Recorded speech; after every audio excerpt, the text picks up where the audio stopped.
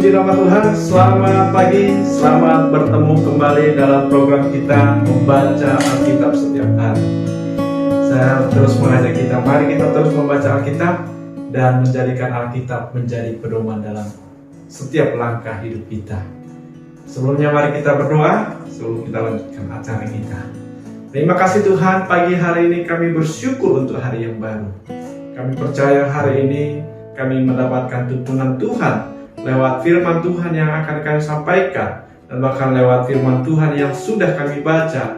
Jadi menuntun kami, membuat kami kuat di dalam Tuhan. Di dalam Yesus Kristus kami berdoa, haleluya, amin.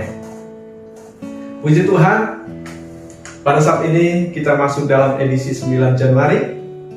Tema kita hari ini memiliki iman yang besar.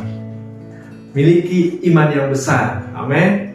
Miliki iman yang besar. Matius 8 ayat yang ke-10 saya bacakan bagi kita. Setelah Yesus mendengar hal itu dan berkata kepada mereka yang mengikutinya, "Aku berkata kepadamu, sesungguhnya iman sebesar ini tidak pernah aku jumpai pada seorang pun di antara orang Israel." Dalam ayat ini, saudara, ada seorang perwira.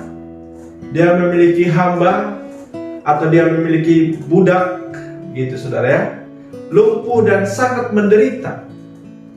Seorang perwira ini datang kepada Yesus. Dia memohon supaya Yesus berkenan untuk menyembuhkan hamba seorang perwira ini. Dan luar biasa saudara, Yesus merespon dengan baik. Kalau kita melihat saudara, dalam perjanjian ketika Yesus melayani di bumi, Yesus mengatakan kepada murid-muridnya bahwa Yesus hanya melayani, hanya diutus kepada umat Israel. Ya, begitu saudara ya. Tetapi saudara, kita melihat di sini dia merespon dengan baik. Yesus merespon dan berkata, "Aku akan datang menyembuhkannya." Tapi saudara, seorang perwira ini juga mengatakan begini, "Tuhan, aku tidak layak menerima Tuhan di dalam rumahku. Katakan saja sepatah kata, maka hambaku itu akan sembuh. Katakan saja sepatah kata, maka hambaku itu akan sembuh." Seorang perwira berpikir begini saudara, dan dia mengatakan kepada Yesus, "Aku ini seorang bawahan, dan aku juga punya bawahan. Kalau saya katakan kepada prajurit yang ada di bawah saya, pergi, maka dia akan pergi. Atau kepada hambaku saya katakan kerjakan ini, maka dia akan mengerjakan." Jadi saya juga percaya kalau Yesus mengatakan sepatah kata pun kepada hambaku itu, maka dia akan sembuh. Yesus heran saudara, iman sebesar ini belum pernah saya temui sekalipun di antara orang Israel. Mendengar hal itu Yesus menjadi heran. Saudaraku, apa itu iman yang besar? Yang pertama saudara, iman yang besar itu adalah iman yang taat pada aturan. Iman yang taat kepada hukum.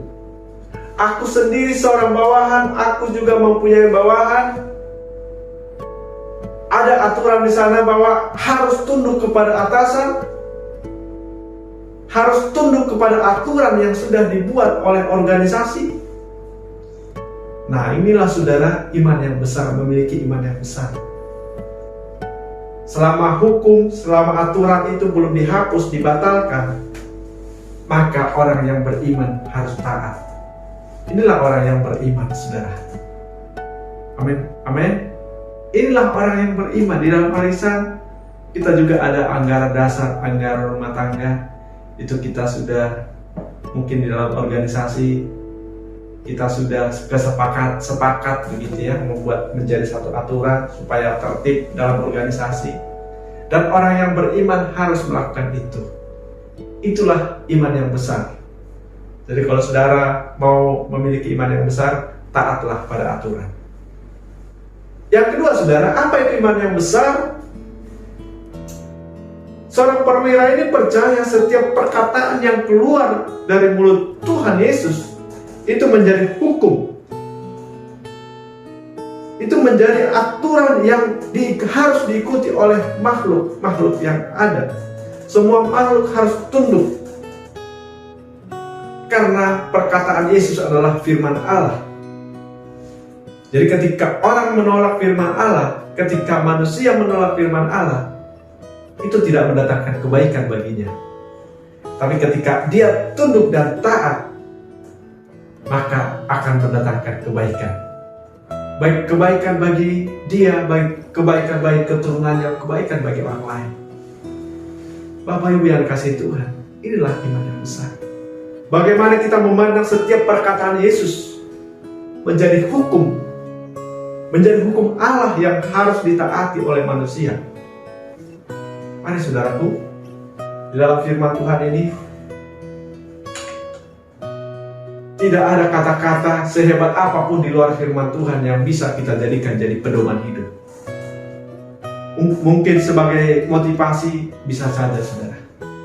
Tetapi Alkitab ini sekalipun perkataannya keras, sekalipun perkataannya seperti pedang bermata dua, tapi firman Tuhan ini mendatangkan kebaikan bagi kita ketika kita menjadikan itu menjadi firman Allah, perkataan Allah yang menjadi hukum di dalam kehidupan kita. Saudaraku yang dikasihi Tuhan, orang yang beriman ini juga orang yang rendah hati. Kita melihat di sini saudara, seorang perwira ini, kalau secara jabatan dunia, dia orang yang dihormati.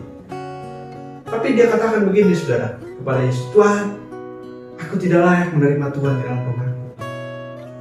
Aku tidak layak. Aku ini, begitu saudara. Itulah bentuk dari kerendahan hatinya. Yesus melihat itu saudara. Kalau kita melihat saudara, ada orang mungkin sedikit sudah lebih baik hidupnya, sudah mengangkat dirinya sendiri saudara ya. Tapi kita di dalam Tuhan, semuanya karena anugerah Tuhan. Semuanya hanya pertolongan Tuhan. Kalaupun kita memiliki saudara, kita memiliki fasilitas, semuanya hanya anugerah dari Tuhan. Amin saudaraku. Aku tidak layak menerima Tuhan. Amsal 18 mengatakan, tetapi kerendahan hati mendahului kehormatan.